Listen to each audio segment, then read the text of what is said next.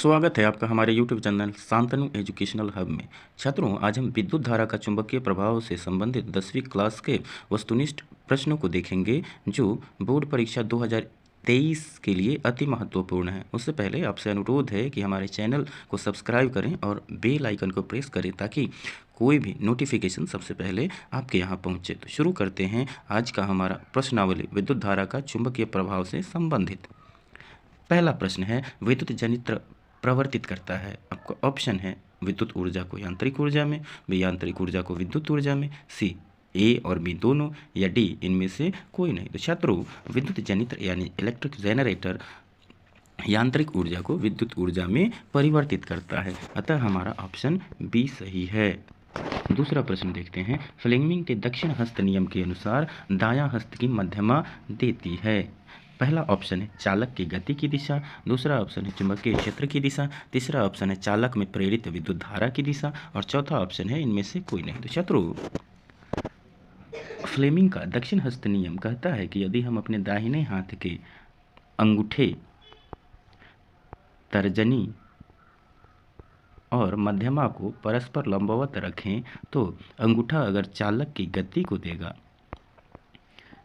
तर्जनी चुंबकीय क्षेत्र को देगी, तो मध्यमा विद्युत धारा की दिशा देगा, विद्युत धारा की दिशा देगा। अतः हमारा ऑप्शन सी सही है कि फ्लेमिंग के दक्षिण हस्त नियम के अनुसार दायां हस्त की मध्यमा चालक में प्रेरित विद्युत धारा की दिशा को देती है। अगला प्रश्न देखते हैं। प्रश्न 3 है, दिक्सूचक में कितने ध्रुव होते हैं? छात्रों, दिक्सूचक में 2 ध्रुव होते हैं, दक्षिणी ध्रुव और उत्तरी ध्रुव, अतः हमारा ऑप्शन ए सही है। चौथा प्रश्न देखते हैं, विद्युत चुंबकीय प्रेरण की परिघटना।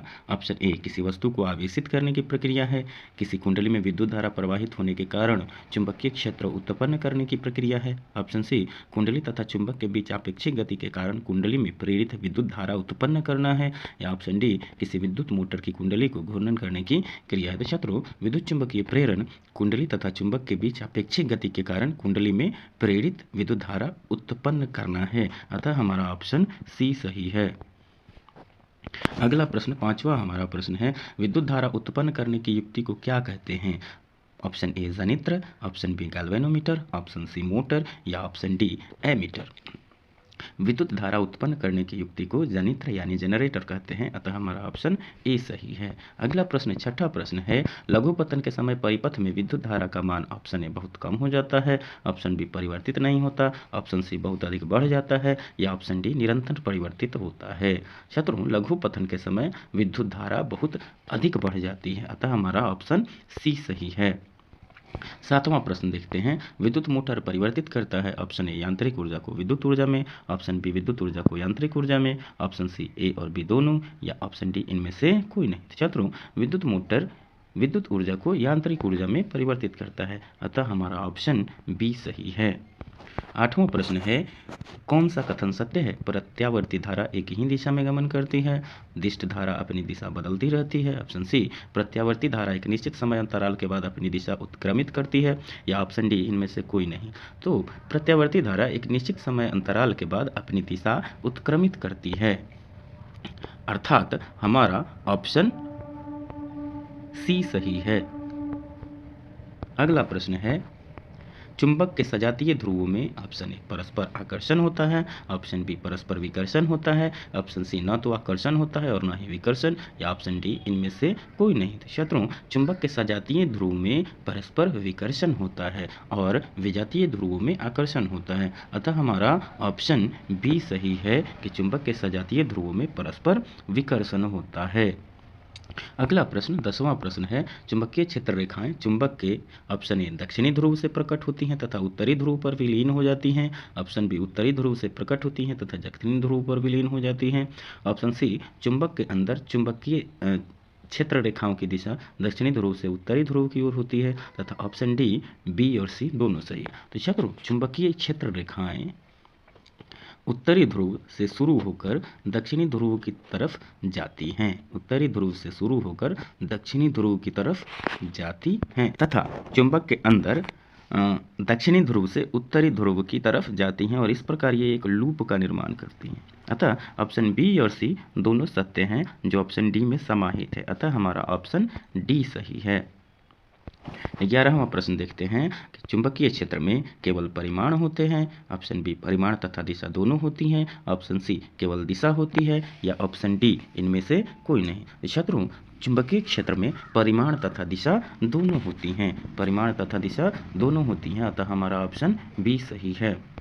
12वां प्रश्न है विद्युत तथा चुंबकत्व परस्पर संबंधित है, इसका पता सबसे पहले किसने लगाया था या इसकी खोज सबसे पहले किसने की थी? ऑप्शन है ऑप्शन ए ऑस्ट्रेड, option B Fleming, option C Rutherford, या ऑप्शन डी इनमें से कोई नहीं। विद्युत धारा और चुंबकत्व का परस्पर संबंध की खोज सबसे पहले ऑस्ट्रेड ने की थी, अतः हमारा ऑप्शन ए सही है।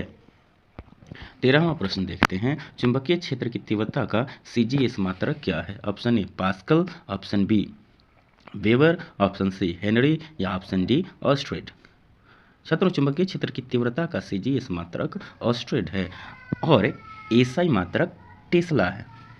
SI मात्रक टेस्ला है, अतः CGS मात्रक ऑस्ट्रेड सही है, हमारा ऑप्शन डी। अगले प्रश्न की ओर चलते हैं। 14वां प्रश्न है, दक्षिण हस्त अंगुष्ठ नियम किसने दिया था? दक्षिण हस्त अंगुष्ठ नियम किसने दिया था? Option A Pascal, option B Fleming, option C Maxwell, या ऑप्शन डी ऑस्ट्रेड। हमारा ऑप्शन सी सही है। दक्षिण हस्त अंगुष्ठ नियम का प्रतिपादन मैक्सवेल ने किया था, अर्थात ऑप्शन सी सही है। 15वां प्रश्न देखते हैं, किसी परिनालिका के भीतर सभी बिंदुओं पर चुंबकीय क्षेत्र ऑप्शन ए असमान रहती है, ऑप्शन बी समान होती है, ऑप्शन सी कभी समान कभी असमान होती है, या ऑप्शन डी इनमें से कोई नहीं। तो छात्रों, परिनालिका के अंदर सभी बिंदुओं पर चुंबकीय क्षेत्र समान होती है, अर्थात हमारा ऑप्शन बी सही है।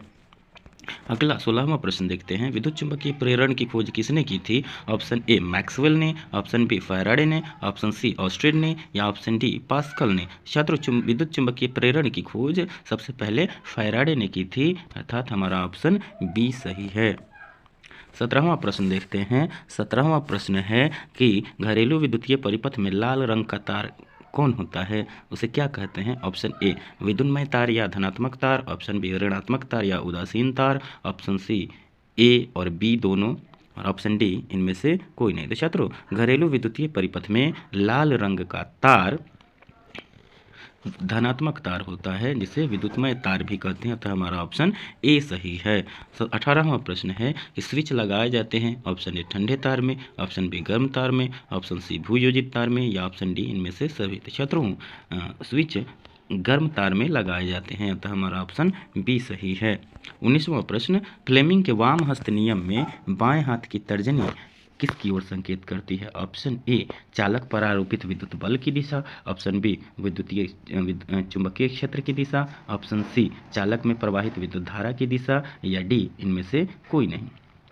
फ्लेमिंग का वाम हस्त नियम कहता है कि यदि हम अपने बाएं हाथ के अंगूठे, तर्जनी और मध्यमा को परस्पर लंबवत रखें, अंगूठे, तर्जनी और मध्यमा को परस्पर लंबवत रखें, तो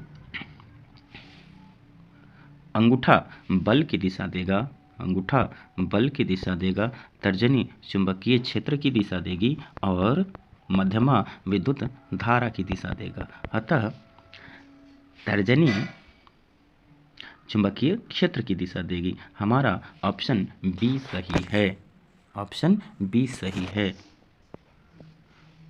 20वां प्रश्न देखते हैं, तांबे के तार की एक आयताकार कुंडली किसी चुंबकीय क्षेत्र में गति कर रही है। इस कुंडली में प्रेरित विद्युत धारा की दिशा में कितने परिभ्रमण के पश्चात परिवर्तन होता है? तो छात्रों, इसमें आधा परिभ्रमण के पश्चात परिवर्तन होता है, अतः हमारा ऑप्शन सी सही है। छात्रों, ये 20 प्रश्नों का जो संग्रह था वो अति महत्वपूर्ण है और इसी में से 2023 बोर्ड परीक्षा में सवाल पूछे जाएंगे, अतः आप इसको अच्छे से देख लेंगे। धन्यवाद।